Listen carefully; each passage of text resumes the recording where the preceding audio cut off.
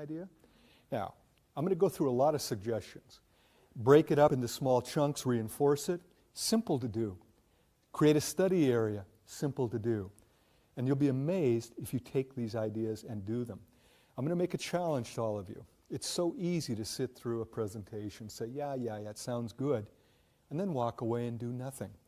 Technically, as a psychologist, if it doesn't change your behavior, you haven't learned it. It's just in your head. To be a true learning experience, you have to behave differently. So my hope is you all make a promise. I'll try at least one or two of what I talk about today, and when you find out it works, say, gosh, I'll try a third one, maybe a fourth. I went back to grad school in the mid-'80s. Second time around, I actually aced every class. PLU gives pluses. I got pluses in all but one class.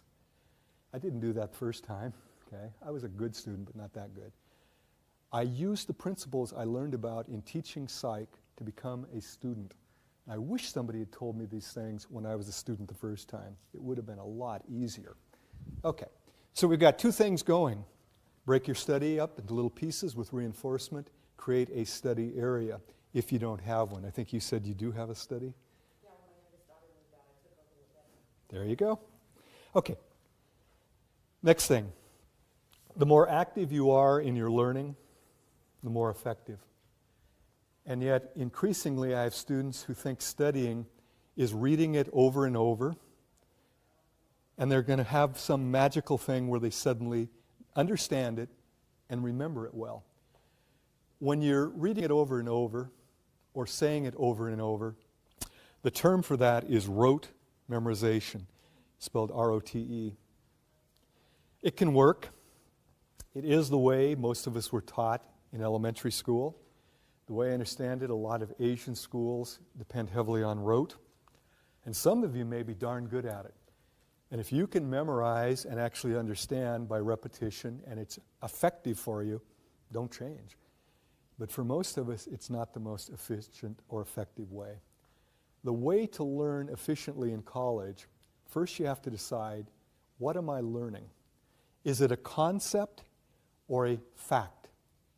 A fact is the discrete little piece of information. Sigmund Freud is the father of psychoanalysis. That's a fact, okay? But understanding what psychoanalysis is a concept, okay? Understanding the name of a bone is a fact. Understanding what it does in the body gets into a concept, okay? So in studying, sometimes there are a lot of facts. In fact, I use anatomy as a good example. You got to memorize bones, muscles, organs, tissues, a lot of it. But if you simply memorize and don't understand the function of it, the comprehension of the actual concepts, it's a lot of wasted learning, really. Just to know a name of a bone is like, yes, so what? Okay? What does it do? How does it function? So, if it's a fact or a factoid, you have to approach it one way, and I'll talk about how you do that.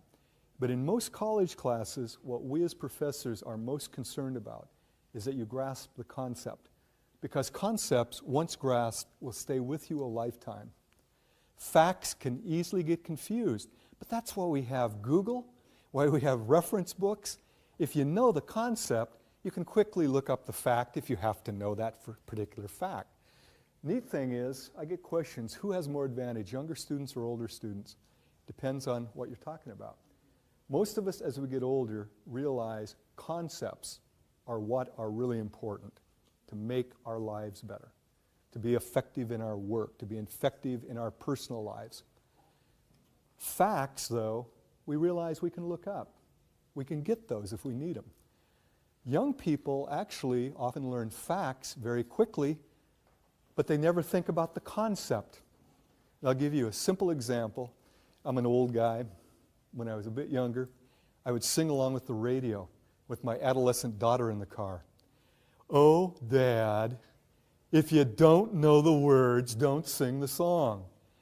I'd say, okay, Beth, you're right. I'm not singing exactly what he or she's singing, but it's conceptually the same. What? I'd say, what's the song about? I don't know. She couldn't tell me what the song was about, but she could tell me every word in the song. That's learning facts and not seeing the concept. I, as an adult, I know the concept. I just make up my own lyrics, okay? Because I don't worry about the factual. Now, some of you are going, yeah, but my teacher does. I got to know the facts as well as the concepts. So we'll first deal with concepts. Here's the question. Can you put the concept in your own words? If you can't, you don't really understand it. Okay? It's not meaningful to you. To make it meaningful is a struggle. It's probably the biggest struggle you have as a student. But it's a struggle you need to do, or you're wasting your study time. Now, I'm going to give you an example. Only one of you probably in this room will understand what I just say, or will be saying. Ontogeny recapitulates phylogeny. And I knew she would get that. How many of you know exactly what I'm talking about? Raj, you do? Cool, 2 of you. Ontogeny recapitulates phylogeny. And most of you are going, it's all Greek to me. It's actually probably more Latin, but I'm not certain of that, okay? When I was a biology student, I learned about the ontogeny recapitulates phylogeny. And if you try to learn that and you don't understand it, it's going to go in one ear and out the other. Okay? You can't hold on to it. But if I take a moment to break it down, ontogeny means your own development as a being. Okay? You as a human, for example. Recapitulates means goes back through or recaptures, retraces phylogeny, which is the development all the way from single cell to complex mammal. Now, to make sense of that, how did all of you start in utero? A single fertilized cell, right? An ovum that's fertilized. And then it starts dividing and you get all that. But you get a little period, and this is what they first looked at embryos, where we look like a little thing that looks like a tadpole, right? Yeah, tadpole-ish. So we start with a single egg that's fertilized, and then we get this little thing that looks kind of like a tadpole, and they thought these were gill slits, okay? They're not. They're just what becomes the thoracic area. But there's no legs. It looks like a little tail. Oh, we had a tail. Got the idea? Well, then we get our arm buds, and we get them growing, so we now get arms and legs, and gradually we start looking more like a human being. By the way, take an embryo of any mammal. You probably couldn't tell one from the other. Human, pig, doesn't matter. They all look very much alike, don't they? Now, you understand ontogeny recapitulates phylogeny. But if an instructor doesn't take the time to tell you that, and you just read it and go, whatever, I'll memorize it, you will forget it about as quickly as you can get through it. I'm not going to prove this. You all get to do a little memory task. Got to find the right... Here we go. I'm going to read to you 13 letters from our alphabet. You all know the alphabet, right? Should be meaningful. As soon as I finish, I want you to say them back to me in the same sequence that I give them to you. So I'll say them and then I'll go like that. Just say them back. Y, T, R, H, don't write them. A, U, S, P, D, P, A, Y, H.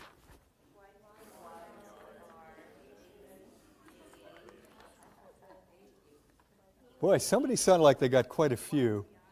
But did any of you get all 13? By the way, the fact that you took notes is a good thing. It's one of the best things to help you remember. And I sit in front of classes where they just go, for 50 minutes I'm giving them wisdom, and they're not taking a damn note.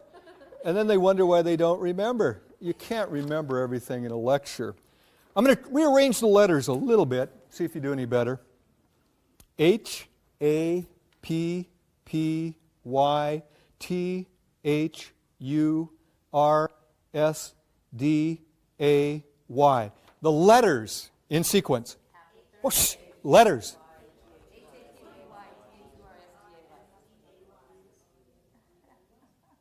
Most of you got all 13. And you thought coming to this lecture you might gain nothing. I've just taken your short-term memory span, which is usually 5 to about 9 letters, and expanded it to 13. Can you give them again? What are they? Damn, you're good. Or I'm good. Now, obviously, it was a little easier. Those were the same 13 letters. Same ones.